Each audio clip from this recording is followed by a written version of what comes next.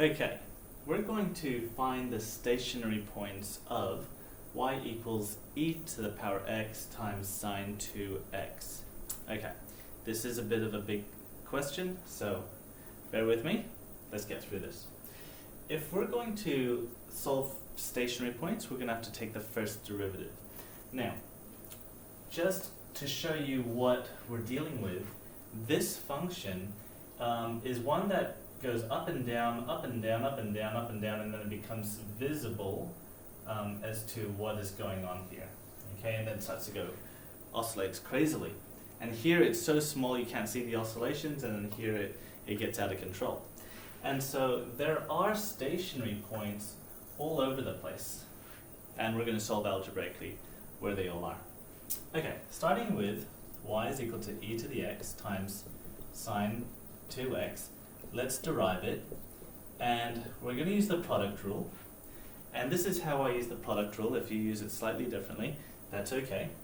U is going to be the term on the left, the e to the x, and my v is going to be sine 2x. Okay, so starting with v, we have sine 2x,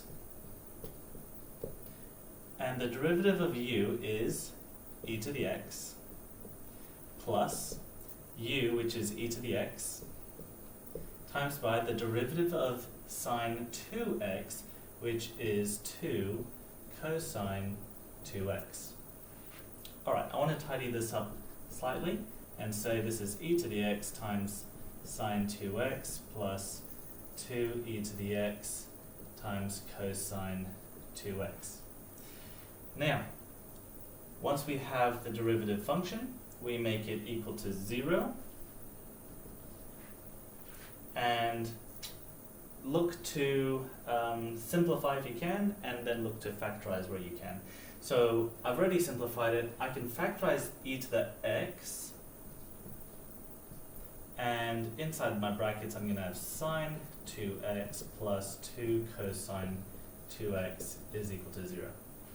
Right, using the null factor law, either the e to the x is equal to 0, or sine 2x plus 2 cosine 2x is equal to 0. Now let's consider both cases. We know what the graph of this looks like. E to the x looks like that, and there are in fact no negative values for e to the x. We only have positive values, and so there is no solution for this answer. Over here, let's see if we can solve for x. So I've got a sine, I've got cosine. It's not good that we've got two different trig functions, so we need to fix that. Okay, I'm going to try moving the 2 cosine 2x to the right hand side. It's going to turn negative, and I'm going to divide both sides by cosine 2x. Sine 2x divided by cosine 2x becomes tan 2x. And over on the right hand side, the cosine 2x's, they will cancel. And so we're left with one nice trig function. The tan of 2x is equal to negative 2. Now, let's see if I can draw a diagram to help us.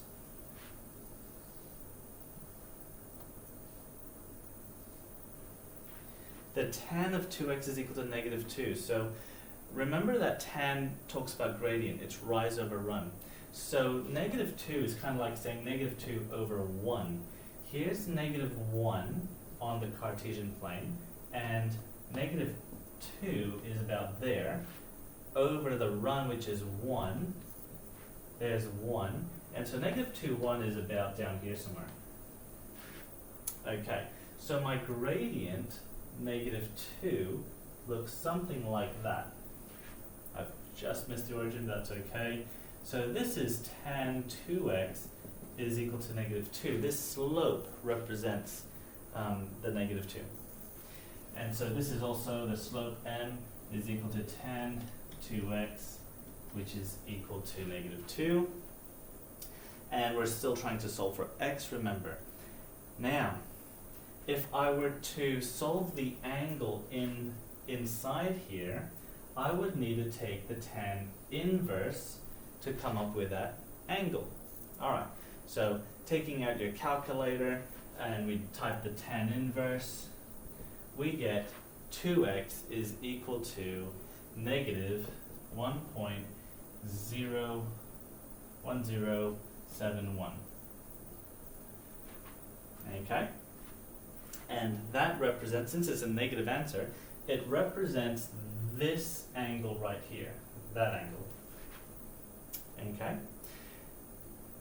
Now, on our diagram up here, we're starting to solve values to the negative in the third and second quadrant.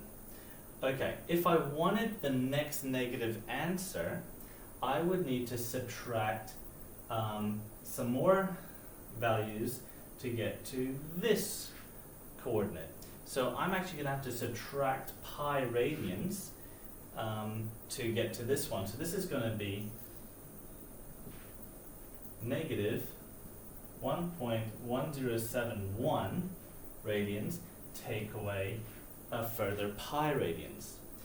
Keep going to my next negative value. I have to subtract pi again to get back to here, and this one is going to be negative 1.1071, take away 2 pi, and then subtract another pi to get to this one again. So this is take away 3 pi. Then the next one's going to be take away 4 pi.